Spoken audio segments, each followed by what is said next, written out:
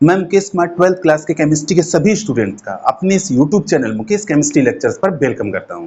बच्चों, आज के इस लेक्चर में मैं आपको केमिस्ट्री के चैप्टर नंबर 2 जिसका नाम है इलेक्ट्रोकेमिस्ट्री यानी विद्युत रसायन, इससे संबंधित कुछ महत्वपूर्ण बातें आपसे शेयर करूंगा। तो आप रेडी हो जाइए हमारे इस लेक्चर को समझने के लिए। बच्चों, चैप्टर नंबर 2 का नाम है इलेक्ट्रोकेमिस्ट्री विद्युत रसायन। सबसे पहले आप समझिए, इस चैप्टर का जो नाम है इसमें दो चीजें आती हैं, एक तो विद्युत और दूसरा रसायन। विद्युत रसायन तो मतलब यहां विद्युत का संबंध विद्युत ऊर्जा से है, विद्युत ऊर्जा से है। और यहां रसायन का मतलब बच्चों है रासायनिक ऊर्जा।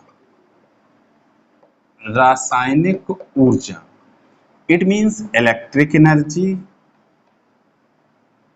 इलेक्ट्रिक एनर्जी, और इसका मतलब है केमिकल एनर्जी, केमिकल एनर्जी। तो बच्चों, इस पूरे चैप्टर में मैं आपको इलेक्ट्रिक एनर्जी और केमिकल एनर्जी की ही डिस्कशन करूंगा। यानी कि इस चैप्टर में इलेक्ट्रिक एनर्जी और केमिकल एनर्जी दोनों के एक दूसरे में परिवर्तनों का अध्ययन किया जाता है। यानी कि इलेक्ट्रोकेमिस्ट्री यानी कि विद्युत रसायन, रसायन विज्ञान की एक ऐसी ब्रांच है जिसमें विद्युत ऊर्जा और रासायनिक ऊर्जा दोनों के एक दूसरे में परिवर्तनों का अध्ययन किया जाता है। कहने का मतलब है कि रसायन विज्ञान की वह शाखा जिसमें विद्युत ऊर्जा और रासायनिक ऊर्जा दोनों के एक दूसरे में परिवर्तन का अध्ययन किया जाता है, उसी रसायन विज्ञान की शाखा को हम इलेक्ट्रोकेमिस्ट्री कहते हैं। अब बच्चों, आपको इस चैप्टर की मीनिंग समझ में आ रही होगी। इसको थोड़ा राइट डाउन कर लेते हैं। रसायन विज्ञान की वह शाखा, ब्रांच, जिसमें विद्युत ऊर्जा, इलेक्ट्रिक एनर्जी, विद्युत ऊर्जा व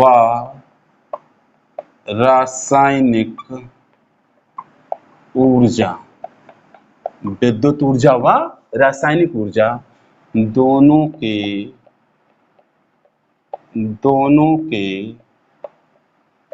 एक दूसरे में परिवर्तन का अध्ययन किया जाता है विद्युत रसायन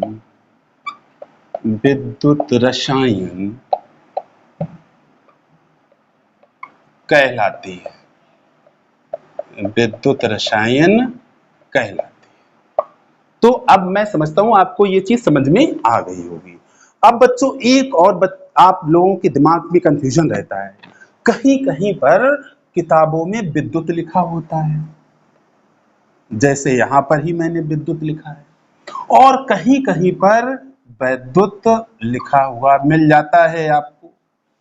जबकि बच्चों, इन दोनों का इंग्लिश में कन्वर्सेशन है इलेक्ट्रिक, यानी कि इंग्लिश में इन दोनों को ही इलेक्ट्रिक कहते हैं। तो आपको बिल्कुल कंफ्यूज नहीं होना है, विद्युत और वैद्युत का मतलब एक ही है। वैद्युत विद्युत का बिगड़ा हुआ रूप है। तो चाहे इसको हम विद्युत रसायन कहें या वैद्युत रसायन कहें, चाहे विद्युत ऊर्जा कहें या वैद्युत ऊर्जा कहें, आपको टेंशन लेने की जरूरत नहीं। अब आते हैं बच्चों दूसरी बात पर, जिसको हम लोग बेसिकली इसको समझते भी हैं कि कुछ पदार्थ ऐसे होते हैं जिनमें विद्युत धारा का प्रवाह किया जा सकता है, उनको हम विद्युत चालक या वैद्युत चालक कहते हैं। यानी कि वे पदार्थ जिनमें विद्युत धारा का प्रवाह किया जा सकता है क्या कहलाते हैं? वैद्युत चालक कहलाते हैं। सिंपल सी बात है, आप बहुत पहले से पढ़ते चले आ रहे हैं। लेकिन इस चैप्टर को जब हम आपको बताएंगे, इसको पढ़ाना स्टार्ट करेंगे, अंदर के टॉपिकों में जाएंगे तो आपको एक शब्द मिलेगा विद्युत अपघट।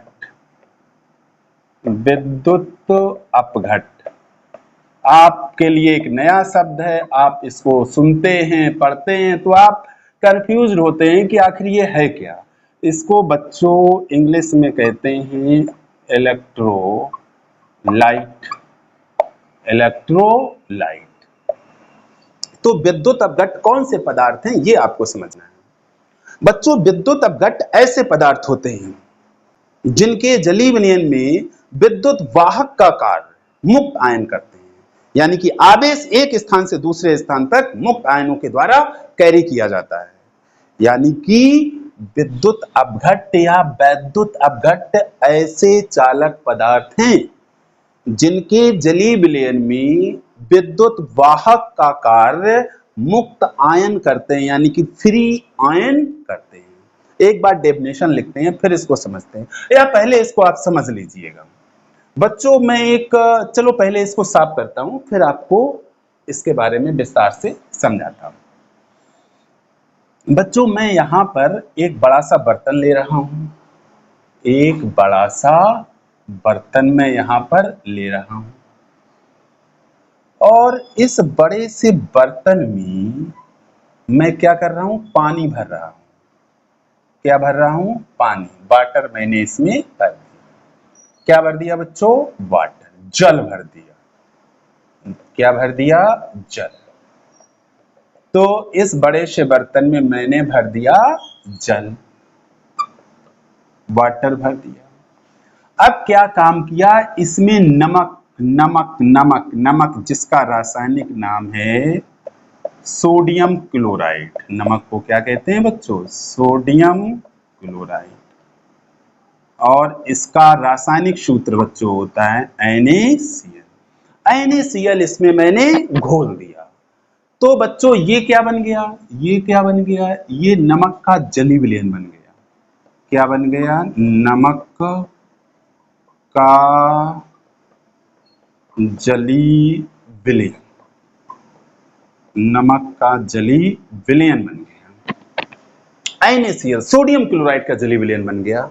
बच्चों जैसे ही NaCl को आप पानी में घोलेंगे ये दो आयन बनाएगा, एक Na प्लस दूसरा Cl माइनस। सोडियम आयन और क्लोराइड आयन में ये टूट जाएगा, इसका आयनन हो जाएगा। यानी कि इसमें दो तरह के आयन पैदा हो गए, एक तो पॉजिटिव और दूसरे निगेटिव। पॉजिटिव किसके आयन है, पॉजिटिव का मतलब Na प्लस, निगेटिव का मतलब Cl माइनस। इस तरह से बच्चों इसके अंदर आयन उत्पन्न हो जाएंगे, पॉजिटिव और निगेटिव। अब बच्चों अगर हम विद्युत धारा इसमें प्रवाहित करें, इसे मान लो कुछ देर, इसमें मान लो अब हमने दो प्लेटें लगा दी। क्या लगा दी, दो चालक प्लेटें लगा दी, दो चालक प्लेटें लगा दी और इसमें हमने वायर अरेंज कर दिया और इस वायर को एक मैंने बैटरी से जोड़ दिया। बैटरी जो बड़ी प्लेट होती है वो प्लस होती है, जो छोटी होती है वो माइनस होती है। कहने का मतलब है ये प्लेट पॉजिटिव चार्ज है और ये प्लेट निगेटिव चार्ज। जो पॉजिटिव प्लेट, बच्चों इस तरह की प्लेटों को इलेक्ट्रोड कहा जाता है। क्या कहा जाता है, इलेक्ट्रोड। कहने का मतलब है हमने इस बर्तन में NaCl का जलीय विलयन भर के उसमें दो इलेक्ट्रोड लगा दिए। प्लस वाले को बच्चों कैथोड कहते हैं और माइनस वाले को एनोड कहा जाता है। तो जब बच्चों इसमें कुंजी, हाँ कुंजी भी लगा देंगे, ऑन ऑफ करने के लिए कुंजी प्लग लगा दिया इसमें, ऐसे इसको जोड़ दिया। जैसे ही कुंजी इसकी हम प्लग इसमें लगाएंगे, कुंजी लगा देंगे, ऑन कर देंगे, वैसे ही इस पूरे जलीय विलयन में विद्युत धारा प्रवाहित होने लगेगी। और ये जो इसमें आयन है, इसमें जो प्लस आयन है वो माइनस प्लेट की ओर भागने लगेंगे। आपको पता है प्लस माइनस की तरफ भागता है, और जो माइनस आयन है ये प्लस प्लेट की ओर भागेंगे। प्लस जाएंगे माइनस की तरफ और माइनस जाएगा प्लस की तरफ, माइनस जाएगा प्लस की तरफ, प्लस जाएगा माइनस की तरफ।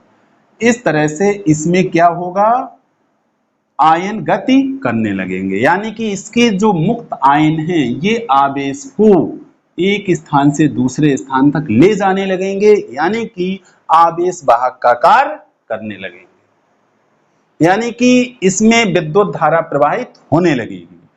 बच्चों, इसी तरह के पदार्थों के जलीय विलयनों को हम विद्युत अपघट्ट के जलीय विलयन कहते हैं और इस तरह के पदार्थ कहलाते हैं विद्युत अपघट्ट। बच्चों, आपको ये भी पता है NaCl लवण है, यानी कि लवणों के जलीय विलयन जो होते हैं वो विद्युत अपघट्ट विलयन कहलाते हैं, और जो अम्लों के जलीय विलयन है वो भी विद्युत अपघट्टों के विलयन कहलाते हैं, जो क्षारों के जलीय विलयन है वो भी विद्युत अपघट्टों के विलयन कहलाते हैं। विद्युत अपघट्ट की सदी हुई एक संतुलित शब्दों में डेफिनेशन क्या बन जाएगी, वे चालक पदार्थ, वे चालक पदार्थ जिनके जलीय विलयन में, जिनके जलीय विलयन में आवेश वाहक का कार्य मुक्त आयन करते हैं, विद्युत अपघट्ट कहलाते हैं। क्या कहलाते हैं बच्चों, विद्युत अपघट्ट कहलाते हैं।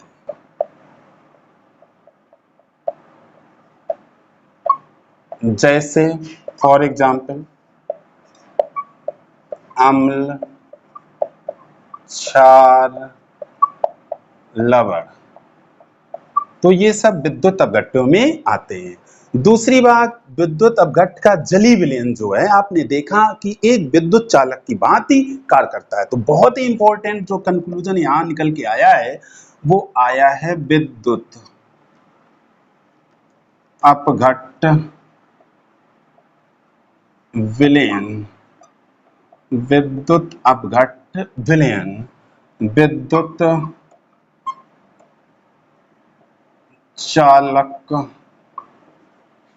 चालक की भांति, विद्युत अपघट्ट विलयन विद्युत चालक की भांति कार्य करते हैं।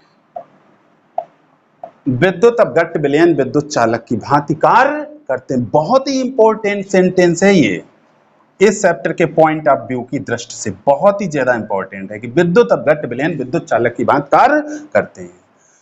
तो विद्युत चालक में जो चीजें अप्लाई होती हैं वही विद्युत अपघट्ट के जलीय विलयन में भी या विद्युत अपघट्ट विलयन में भी वो सारी बातें अप्लाई होंगी। जिस तरह से आपने पढ़ा था कि विद्युत चालक का वैद्युत प्रतिरोध होता है या विद्युत प्रतिरोध होता है, विद्युत चालक का विशिष्ट प्रतिरोध होता है और चालकता होती है या विशिष्ट चालकता होती है, वो सारे फैक्ट्स या सारे पॉइंट यहाँ विद्युत अपघट्ट जलीय विलयन पर भी हम लागू करेंगे। तो अब बच्चों ये कुछ बातें थी इस चैप्टर से रिलेटेड कि इस चैप्टर की मीनिंग क्या है और इस चैप्टर से रिलेटेड जो विद्युत अपघट्ट क्या है उसकी मीनिंग क्या है, उसको आप किस तरह से समझें, ये सारा एक्सप्लेनेशन मैंने आपके सामने रखा। उम्मीद है कि आपको ये समझ में आया होगा। अब अगले लेक्चर वीडियो से, यानी कि अब अगले लेक्चर वीडियो से, ये बच्चों लेक्चर वीडियो नंबर कुछ नहीं है, लेक्चर वीडियो नंबर 0 मान के चलिएगा। अब लेक्चर वीडियो नंबर 1 से मैं विद्युत अपघट्ट के जलीय विलयन का प्रतिरोध, विशिष्ट प्रतिरोध, चालकता, विशिष्ट चालकता, ये सारी चीजें 1 बाय 1 आपके सामने लाऊंगा, तब तक के लिए लाऊंगा। तो बच्चों आप अधिक से अधिक इस चैनल को लाइक और शेयर करें और अधिक से अधिक सब्सक्रिप्शन बढ़ाएं, जिससे अधिक से अधिक बच्चों को केमिस्ट्री में लाभ हो सके और उनकी केमिस्ट्री इंप्रूव हो सके। Thank you so much.